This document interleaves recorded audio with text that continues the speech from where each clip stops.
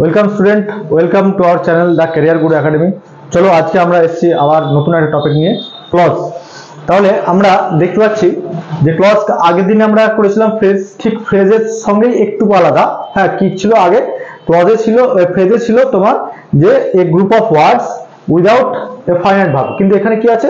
A clause is a group of word which gives complete meaning and also has a sub-verb combination. Sub-verb বলতে subject verb combination, ঠিক আছে? মানে যেখানে তোমার finite verb থাকবে সেখানে তোমার একটা সাবজেক্ট এবং ভার্বের সঙ্গে একটা কম্বিনেশন থাকবে, যে সিঙ্গুলার হলে সিঙ্গুলার ভার্ব, প্লুরাল হলে তার জন্য প্লুরাল ভার্ব আসবে, ঠিক আছে? তো চলো এবার আমরা এই ক্লজ মানে যখন আমরা শিখবো সেখান থেকে আমরা দেখতে পাবো তার আগে যে আমাদেরকে সেন্টেন্স গুলো কিভাবে ভাগ হয়। হ্যাঁ, যেমন ধরো simple sentence, simple, compound, complex, এই তিনটে সেন্টেন্স আমাদের ক্লজের ক্ষেত্রে আছে, ঠিক আছে? তাহলে যেমন সিম্পল সেন্টেন্সে কি আছে? Simple sentence has one single clause, মানে এটাতে একটাই ক্লজ থাকবে, মানে একটাই ভার্ব থাকবে। যেমন আই ইট রাইস, হ্যাঁ, তাহলে এই যে ইট একটাই ভার্ব হলো। আই এম হ্যাপি, এই যে অ্যাম একটা ফাইনাইট ভার্ব। ওকে, তাহলে এটা হয়ে গেল তোমার সিম্পল সেন্টেন্স, যেখানে একাধিক ক্লজ থাকবে না বা একাধিক সেন্টেন্স থাকবে না, একটাই সিঙ্গেল সেন্টেন্স থাকবে। এটা কম্পাউন্ড সেন্টেন্স। কম্পাউন্ড বাংলায় কোনটা? এটা হচ্ছে যৌগিক, ঠিক আছে? যেমন compound sentence has two clause, দুটো ক্লজ থাকবে, টু, ঠিক আছে? তাহলে দেখো, I want to go to work but I am tired, ঠিক আছে? তাহলে I want to go to work, আমি কাজ করতে যেতে চাই, বাট এই যে বাট দেওয়া হয়েছে, বাট আই এম টায়ার্ড, কিন্তু আমি টায়ার্ড, হ্যাঁ, বা আমি ক্লান্ত, ঠিক আছে?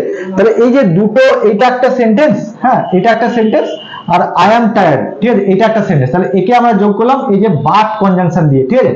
তাহলে এই বাট কনজাংশন দিয়ে, যেমন অ্যান্ড, বাট, হ্যাঁ, বিকজ, এইসব দিয়েই তোমার হয় কম্পাউন্ড সেন্টেন্স, ঠিক আছে? তারপরে চলে আসছে তোমার কমপ্লেক্স সেন্টেন্স। কমপ্লেক্স হচ্ছে জটিল, যাকে বলা হয় বাংলায় জটিল।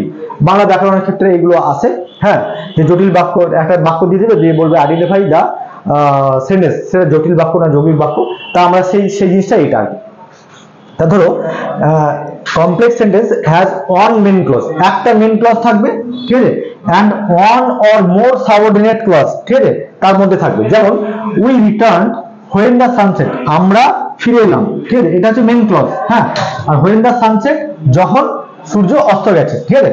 তাহলে এই হোয়েন দ্য সানসেট যে সাবঅর্ডিনেট ক্লজ কেন হচ্ছে, যে আমি পরের পার্টে যখন আসছি দেখবে যে সাবঅর্ডিনেট ক্লজ ওটাই যে একাই সে নিজে তোমার কিছু সেন্স ক্লিয়ার করতে পারে না, ঠিক আছে? এখানে যেমন উই রিটার্ন, আমরা ফিরে এলাম, তাহলে এখানে আমরা ফিরে এলাম আর নতুন কোনো কোশ্চেন অ্যারাইজ করছে না, যে এরপরে আমরা কি করলাম সেটা আমরা জিজ্ঞেস করতে পারছি না।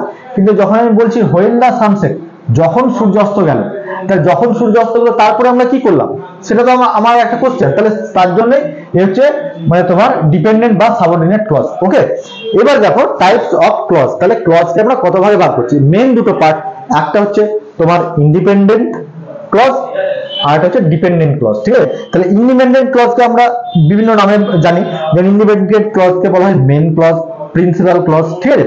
তাহলে এটা কি করে? It has a subject, a verb and can form a sentence, মানে এর একটা সাবজেক্ট থাকবে অবশ্যই, হ্যাঁ, একটা ভার্ব থাকবে এবং একটা সেন্টেন্স গঠন করতে পারে, তাহলে সে হয়ে যায় ইন্ডিপেন্ডেন্ট ক্লজ। যেমন এটা আই ইট রাইস। ওকে, তাহলে এরপরে আমরা দেখবো এই ডিপেন্ডেন্ট ক্লজ কি। এই ডিপেন্ডেন্ট ক্লজকে আবার বলা হয় সাবঅর্ডিনেট ক্লজ, ঠিক আছে? এই যে সাবঅর্ডিনেট মানে কি? অধীনস্থ, ঠিক আছে? এই সাবঅর্ডিনেট ক্লজে আবার তিনটে ভাগ আছে। যেমন এটা একটা নাউন ক্লজ। নাউন ক্লজ কি? অ্যাক্টস অ্যাজ আ নাউন, মানে একটা নাউনের মতো ক্লজটা কাজ করবে, ঠিক আছে? তাহলে সাবঅর্ডিনেট ক্লজ মানে যে এই জায়গায় বসছে সে একটা নাউনের মতো কাজ করবে। আচ্ছা, এরপর হচ্ছে অ্যাডজেক্টিভ ক্লজ। অ্যাডজেক্টিভ ক্লজ কোনটা? যেটা তোমার একটা অ্যাডজেক্টিভের মতো কাজ করবে, অ্যাক্টস অ্যাজ অ্যান অ্যাডজেক্টিভ। ওকে, তার জন্য আমরা তাকে অ্যাডজেক্টিভ ক্লজ বলবো। আর একটা হচ্ছে অ্যাডভার্ব ক্লজ, লাস্ট আর কি। তো এই অ্যাডভার্ব ক্লজ কোনটা? যেটা অ্যাক্টস অ্যাজ অ্যান অ্যাডভার্ব। চলো আমরা এবার মানে কি হচ্ছে যে এটা অ্যাডভার্ব ক্লজ হিসেবে কাজ করে। এবার আমরা এই এটা তো হয়ে গেল, হ্যাঁ, এই তিনটে আমরা এবার ডিটেলসে আমরা জানবো পরে। চলো তাহলে আমরা নেক্সট পার্টে দেখি। এবার আগে আমরা আমাদের এই noun clause, adjective clause, adverb clause এগুলো আমরা শর্টে দেখলাম, এবার এটা আমরা ডিটেলসে আলোচনা করি। তাহলে নাউন ক্লজ কোনটা? আগেই বলেছি যে অ্যাক্ট অ্যাজ এ নাউন, এটা বলেছি। তাহলে এখানে অ্যাজ এ নাউন কি কি কাজ করে? As a noun it form subject of a verb, একটা ভার্বের সাবজেক্ট হিসাবে, ঠিক আছে? অর অ্যান অবজেক্ট, অথবা একটা অবজেক্ট হিসাবে কাজ করতে পারে। অফ এ ভার্ব, হ্যাঁ, or a complement of a verb, একটা কমপ্লিমেন্ট হিসাবেও ব্যবহার হতে পারে, ঠিক আছে।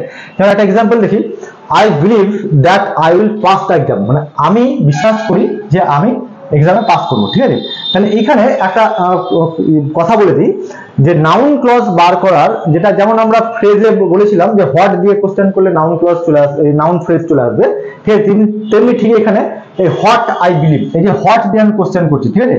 তাহলে হোয়াট দিয়ে যখন আমি ভার্বকে কোশ্চেন করছি, হোয়াট আই বিলিভ, তাহলে অ্যান্সার কি আসছে, I will pass the exam, ঠিক আছে, I will pass the exam, তাহলে আমি এক্সাম পাস করবো। তাহলে এইটা হচ্ছে নাউন ক্লজ, ঠিক আছে। তাহলে নাউন ক্লজটা কি, এইখানে এটা কি হিসাবে কাজ করছে, অবজেক্ট অফ দা ভার্ব, মানে ভার্ব কি বিলিভ, এই বিলিভের অবজেক্ট হিসাবে এই I will pass the exam, ঠিক আছে, এই বিলিভ ভার্বের অবজেক্ট হিসেবে ব্যবহার হচ্ছে, ওকে।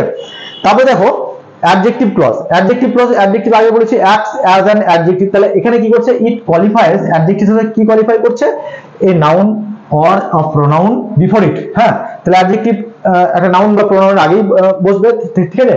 তাহলে তার আগে মানে বিফোর ইট, তার আগে যে থাকছে তাকে, মানে সেই নাউন বা প্রোনাউনকে কোয়ালিফাই করছে। কেমন করে, দেখো, the students who copied in the exam have been punished, তাহলে সেই সব ছাত্ররা যারা এক্সামে কপি বা চিটিং করেছিল, হ্যাভ বিন পানিশড, তাদেরকে পানিশ করা হবে। তাহলে এই যে হু কপিড ইন দ্য এক্সাম, তাহলে আমরা এটা কাকে বলছি, তাহলে এই যে এর আগে আছে স্টুডেন্ট, এই স্টুডেন্টের কথা বলছি।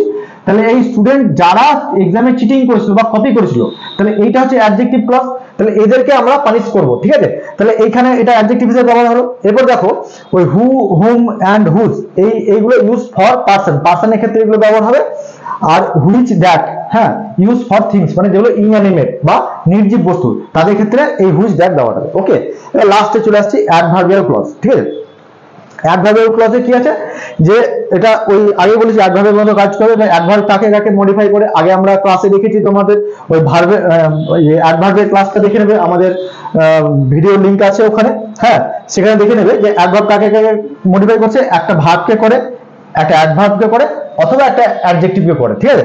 তাহলে it can modify A verb, an adverb or an adjective, ঠিক আছে। তাহলে আমরা তিনটেকে পরপর দেখে নেব। The children danced while the music played, তাহলে বাচ্চারা ডান্স করছিল, এখানে ভার্ব হয়ে গেল হোয়াইল দ্য মিউজিক প্লেড, যখন গান বাজছিল, ঠিক আছে। তাহলে এই যে এই হোয়াইল দ্য মিউজিক প্লেড, এ কাকে কোয়ালিফাই করছে, এই ডান্সকে, হ্যাঁ। এই ডান্সটা কখন হয়েছিল, মানে ডান্সের কাজটা কখন হয়েছিল, ভাবটা কখন হয়েছিল, যখন মিউজিকটা বাজছিল, ঠিক আছে, মিউজিক প্লেড, তখন ডান্সটা করেছিল বাচ্চারা। তাহলে এইটা কি হচ্ছে, এই অ্যাডভার্বটা এই ভাবকে কোয়ালিফাই করছে, হলো। তাহলে এই ভাবটা আমাদের হয়ে গেল। এবার দেখো, she work faster than I expected, হ্যাঁ, সে কাজ করেছে এত দ্রুত, হ্যাঁ, যেটা আমি আশা করেছিলাম তার থেকে বেশি, হ্যাঁ। তাহলে এইটা হচ্ছে এই যে ওয়ার্ক ফাস্টার, হ্যাঁ, সে কাজটা কেমন করে করছে, দ্রুত করছে কাজ, হ্যাঁ। তাহলে এটা অ্যাডজেক্টিভ। তাহলে এই যে দ্যান আই এক্সপেক্ট, এটা কাকে কোয়ালিফাই করছে, এই যে অ্যাডজেক্টিভ, ওকে। তাহলে আমাদের এই অ্যাডজেক্টিভটা ক্লিয়ার হয়ে গেল, হ্যাঁ।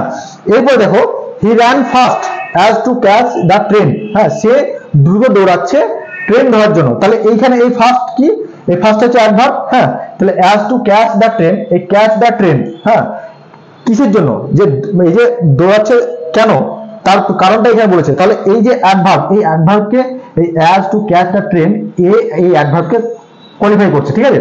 তার জন্য এটা হচ্ছে অ্যাডভার্বিয়াল ক্লজ। তাহলে দেখো, এগুলো নিয়ে যদি কোনো ডাউট থাকে তোমরা আমাদেরকে মেল করতে পারো বা কোশ্চেন করতে পারো।